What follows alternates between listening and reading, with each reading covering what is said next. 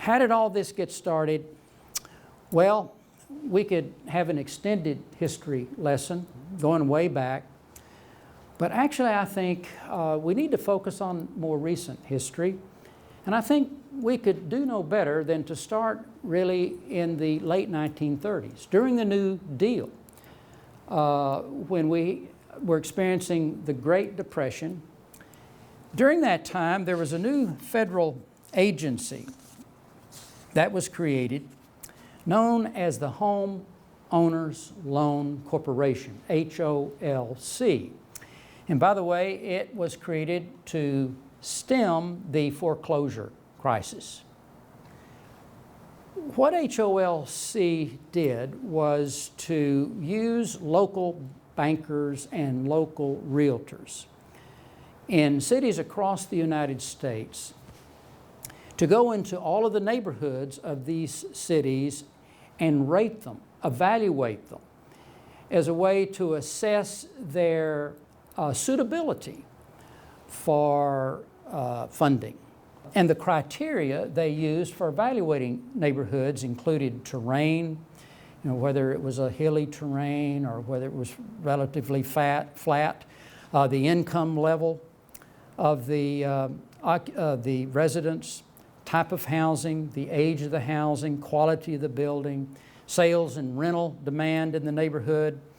The field workers were also asked to identify positive features such as parks, schools, churches, utilities, whether there were zoning and other kinds of land use restrictions. But they were also to evaluate negative features, such as the absence of zoning or the absence of other restrictions, obnoxious odors that might come from slaughterhouses, cleaning plants. Any fire hazards would degrade the quality of the neighborhood. And a major factor that was carefully examined was whether neighborhoods were experiencing infiltrations, quote, of lower grade populations. And that meant specifically blacks, Jews, or immigrants. Now, in the case of the city of Richmond, the single most influential indicator in evaluating neighborhoods was race. And the evaluators actually did grade the neighborhoods. A were the best neighborhoods. Neighborhoods graded A, B, C, and D. They were colored. They were color-coded. The grade A neighborhoods were colored green. By the way, this is Windsor Farms. Windsor Farms was developed in the 1920s. So it was alive and well in 1937 when HOLC was evaluating neighborhoods. This is Windsor Farms. The blue neighborhoods were B. These were good, solid, upper middle income neighborhoods. Yellow were the grade C neighborhoods. These were often kind of working class, white working class neighborhoods. And grade D were colored red. And they were the lowest class neighborhoods. Every single black neighborhood in the city of Richmond, every one, was graded D and colored red. This is regardless of income or occupation. Jackson Ward was given a D grade, and yet Jackson Ward was thriving with successful businesses and banks and department stores. As a matter of fact, Jackson Ward was known as the Wall Street of Black America. But it was graded D, because that's where black people lived. Income wasn't even mentioned. Occupation was not even mentioned. Jackson Ward had lots of teachers and ministers and doctors and lawyers. Wasn't even mentioned. Working class white neighborhoods consistently got a higher grade than did any black neighborhood, including Jackson Ward. There were two neighborhoods that would have been graded B, but in fact received a C grade. One was Bird Park. And the reason that Bird Park was graded downward from B to C, and therefore colored yellow,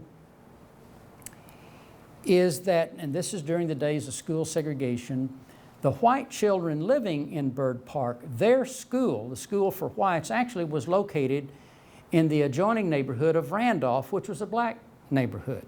So the very fact that they had to go to school in a black neighborhood was going to degrade the value of the neighborhood. And moreover, and this was noted in the evaluation form, that it was observed that blacks passed back and forth to Bird Park. That notation was made as well. The result, though, of this redlining is that over the years, black neighborhoods were starved for investment. Now, if you fast forward to the 1990s, we go from redlining to greenlining. Now, what in the world do I mean by greenlining? Well, under redlining, as I noted, loan officers used to reject loan applications in neighborhoods that had gotten a grade D. But in the 1990s, a new model of exploitation led lenders to give low-income people the false hope of owning their own home. So lenders aggressively marketed overpriced products with onerous terms in the very same neighborhoods where mainstream lenders once refused to lend. In neighborhoods in 37 that were graded A and B, from 2007 to 2009, there were 78 trustee sales. But in neighborhoods graded C and D in 1937, in the years between 2007 and 2009, there were 651. Huge disparity. In 1950, October the 25th, there was a news story in the Richmond News Leader. It was an afternoon paper. It was a daily. And it was announcing the appointment of the new director of the Richmond Redevelopment and Housing Authority. His name was Fred Fay. Detailed studies of city records will be made to determine areas of tax delinquency, lowest assessment and revenue production, areas where normal growth is impeded by slum conditions, and finally, those slum areas most attractive to private developers, end quote. So what we're getting ready to do now as we get underway the second half of the 20th century is what then was a planner's dream.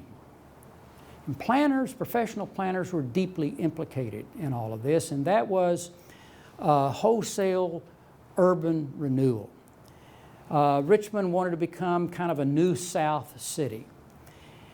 And so a lot of cities, to become really progressive cities, were able to get major highways located right through their jurisdiction.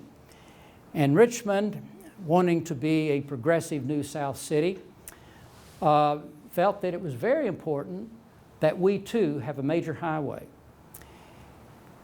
So we come now to the building of the Richmond-Petersburg Turnpike, which is now, by the way, Interstate 95. This is another tragic story.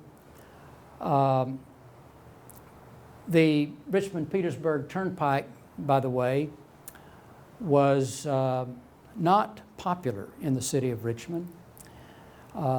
This is one of the few occasions when white citizens and black citizens, when there was an opportunity to vote in a referendum, joined forces. And they overwhelmingly defeated a referendum, basically querying citizens whether they wanted an expressway. And there was a resounding no.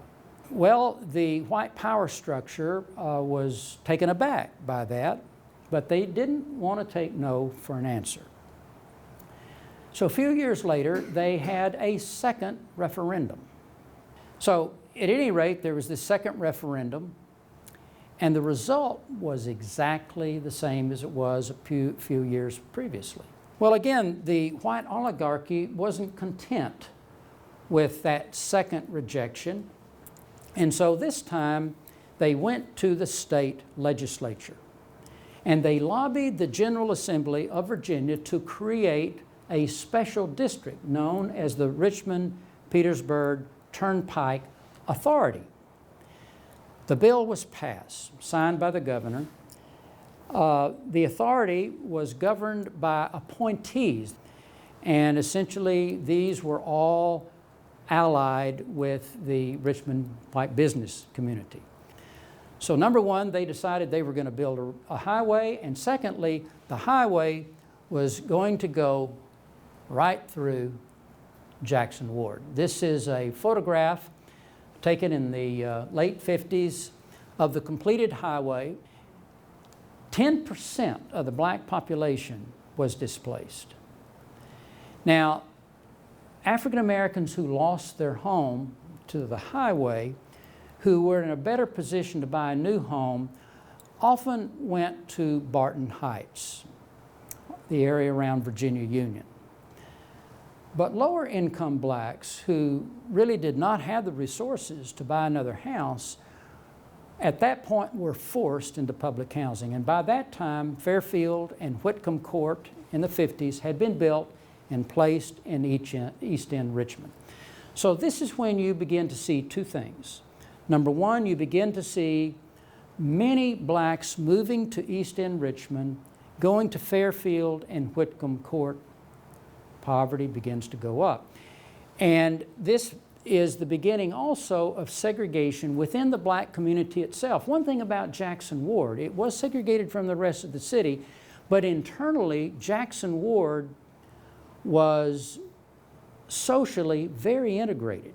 All incomes within Jackson Ward lived close together. You had business executives and you had professionals who lived just down the block from tradespeople, and they lived just about a short distance from people who were really struggling. But it was a very cohesive, integrated socially neighborhood. The highway broke that up. One small victory that the black community won had to do with this structure right here. These are photographs of the demolition in preparation for the highway. This is a very historic church. This is 6 Mount Zion Baptist Church. This church was started at the end of the Civil War by a slave who had been freed at the end of the war. He started this church in an abandoned Confederate horse stable along the James River. His name was John Jasper.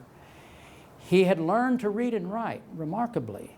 Well, the church grew and grew to the point that they had to move out of the horse stables and they built a new church here. The black community rallied around that church and were able to save it. There was a decision to extend Interstate 64 west, and the decision was for it to extend through the city and connect with the turnpike. So when 64 was extended and connected with the turnpike, more homes were destroyed. In fact, there was a very, very cohesive black neighborhood known as Navy Hill. And that's really the first instance when you begin to see a large chunk of Navy Hill be destroyed. What ultimately led to the complete loss of Navy Hill, and by the way, Navy Hill School was a wonderful school. It was an elementary school for blacks. This is a photo of the choir. This is a photograph of a schoolroom. And the school was well known in the black community as being one of the best schools anywhere. In fact, I've read where the achievement level of that elementary school rivaled the achievement level of any white elementary school in the city of Richmond. So it really was quite a phenomenal school. But what happened in addition to the extension of 64 is that we built the Coliseum, and then next came the Biotech Center. I took this photograph from the top of City Hall. This essentially was Navy Hill. It is no longer. There is not a single structure of Navy Hill that exists. It was tragic enough that Navy Hill was completely destroyed. But equally tragic is the lack of any material evidence of that neighborhood. There was a small granite marker that read, "Dedicated to the memories of our demised loved ones, July the 17th, 1993. Love and memories never die as days roll on and years pass by. Deep in our hearts, memories are kept of the ones we loved and shall never forget. Donated by the Bob Curry Society, the Navy Hill Reunion, and friends." This marker, unfortunately, was misplaced, and I found it in the lower level of a parking deck owned by the Biotech Center. That is a pretty powerful statement about the significance or the lack thereof of Navy Hill to the history of this city and how we memorialize our history. That is until recently in September, when a new permanent state marker, as you can see in this photograph, was erected. You can see in the photo a brief history recorded there on the sign, and then the granite marker is actually at the base of that sign. Then we come to Fulton. Fulton was destroyed. This is a photograph of Fulton in the 1890s. It was a city within a city. It was a magnificent place. Even in the late 60s, Fulton had 3,000 residents, 836 buildings that included churches, restaurants, stores, schools, even a movie theater. This is Fulton today. What happened was that Fulton was the product of urban renewal. There was to be an industrial park put in Fulton to create jobs. Now, that would have been a good thing if jobs had been created. The problem was it never became an industrial park, and it remained vacant for years and years and years. There's now some housing in Fulton, but it looks like suburban housing. You still have some of the old streets of Fulton that are visible.